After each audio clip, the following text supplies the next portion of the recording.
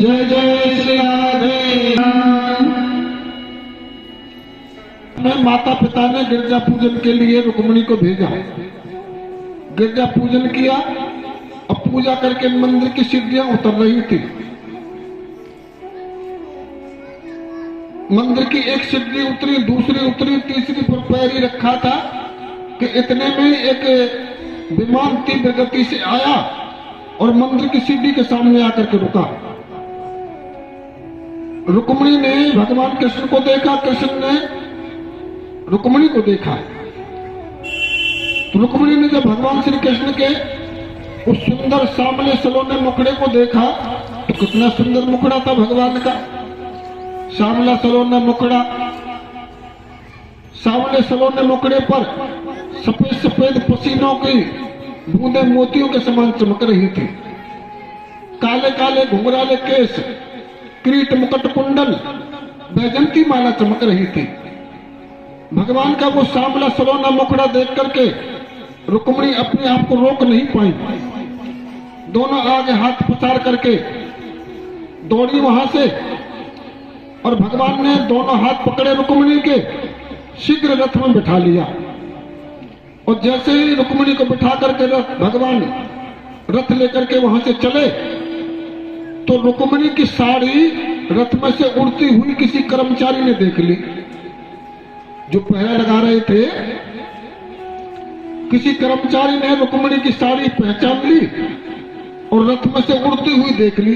जैसे वो रथ चला वहां से तो वो कर्मचारी शोर मचाता हुआ रथ के पीछे पीछे बहुत दूर तक भागा। और वो क्या बोल रहा था भागते भागते, अरे लेगो लेगो लेगो लेगो लेगो लेगो लेगो लेगो। एक उसके पीछे पीछे और भागा। वो क्या बोल रहा था, अरे कि भैया पीछा करने का कोई फायदा नहीं है, अब तो शिशुपाल रहेगो रहेगो रहेगो रहेगो रहेगो रहेगो।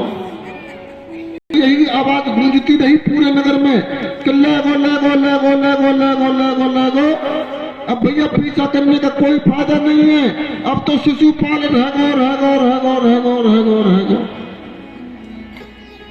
अब कौन लेगो कौन रहेगो, जब तक कुछ पता चल पाता तब तक तो रथ बहुत दूर जा चुका था। बहुत देर के बाद उन्हीं को हरण करके ले गो।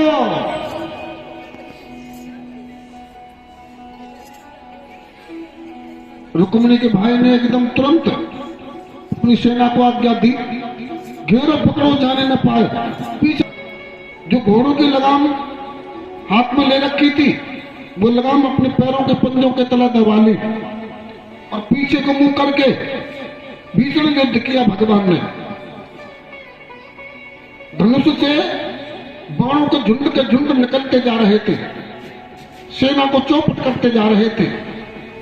कुछ मरे, कुछ घायल हुए, कुछ डर के मारे वापस नगर को लौट गए, भाग गए, डर के मारे भाग गए। पूरी सेना नष्ट हो गई। लेकिन रुक्मिणी के भाई ने भगवान के रथ का पीछा नहीं छोड़ा।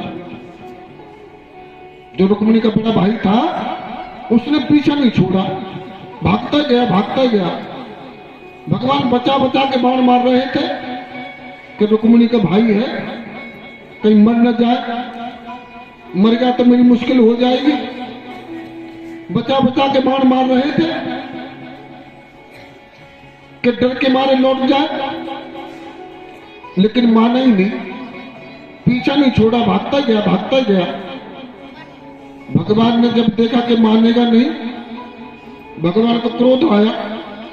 क्रोध में आकर रथ उन्होंने रोका, रथ से नीचे कूदे और बोले अभी बताता हूं साले को। ये मैंने नहीं बोला, ये मैंने नहीं बोला है। आप मेरे ऊपर शक मत करना कि ये व्यास जी क्या बोल रहे हैं यहां बैठ के। ये शब्द भगवान कृष्ण ने बोले थे। अब भाई देखो, साले को साला नहीं कहोगे तो क्या कहोगे? ये तो रिश्ते हैं, सब हैं, सबके हैं। हर व्यक्ति साला भी है संसार में, हर व्यक्ति बहनोई भी है, ये कोई बड़ी बात नहीं। भगवान नीचे उतरे, फिर अभी बताता हूं साले।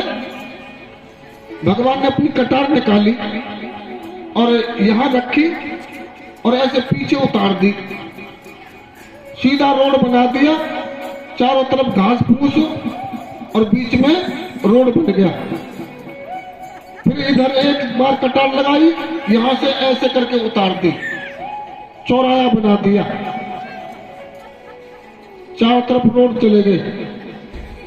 फिर एक तरफ से मूंछ काट दी, मूंछ उड़ा दी, चोटी काट दी, अपमानित करके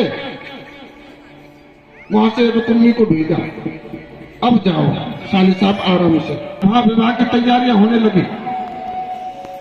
रुक्मिणी के माता पिता को जब पता चला तो माता पिता बड़े खुश हुए। माता पिता ने मन में विचार किया कि धन्य हो प्रभु, आपकी लीला अपरंपार है।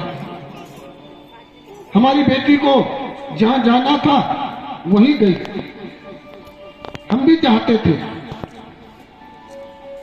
जो हम चाहते थे वही हमारी इच्छा पूरी हो गई। माता पिता बड़े खुश हुए, रुक्मिणी के छोटे 4 भाई खुश हुए। रुक्मिणी के पिताजी ने अपने छोटे 4 बेटों को बुलाया, कहा बेटा तुमसे जितना भी दहेज का ज्यादा से ज्यादा सामान ले जाया जाए, उतना ज्यादा से ज्यादा सामान रथों में गाड़ियों में भर करके ले जाओ और तुम द्वारका चले जाओ। बेटा मेरे मन में बड़े बड़े अरमान थे। अपने बेटाओं के सामने अपने मन की बात बता रहे हैं कि 5 बेटों के बीच में मेरी इकलौती एक बेटी थी। मैंने मन में बड़े बड़े अरमान सोच के रखे थे, धूमधाम से करूंगा, ऐसा विवाह करूंगा जो आज तक किसी ने न किया हो। लेकिन सब मेरे अरमान मन के मन में रह गए, मैं कुछ नहीं कर पाया। राजा होते हुए भी, सब कुछ मेरे पास होते हुए भी मेरी बेटी मेरे दरवाजे से खाली हाथ चली गई। मैं अपनी बेटी को कुछ नहीं दे पाया। मैं अपनी बेटी को दुल्हन बना करके डोली में बिठा करके विदा नहीं कर पाया। तुम बेटा द्वारका जाओ और द्वारका जाकर के अपनी बहन के विवाह की खुशी में सम्मिलित हो जाओ और अपने हाथों से अपनी बहन का कन्यादान करके आओ। लोक रीति के अनुसार द्वारका में भगवान श्री कृष्ण रुक्मिणी का पाणी ग्रहण संस्कार हुआ। बोलो द्वारकाधीश भगवान की जय, बिहारी लाल की जय।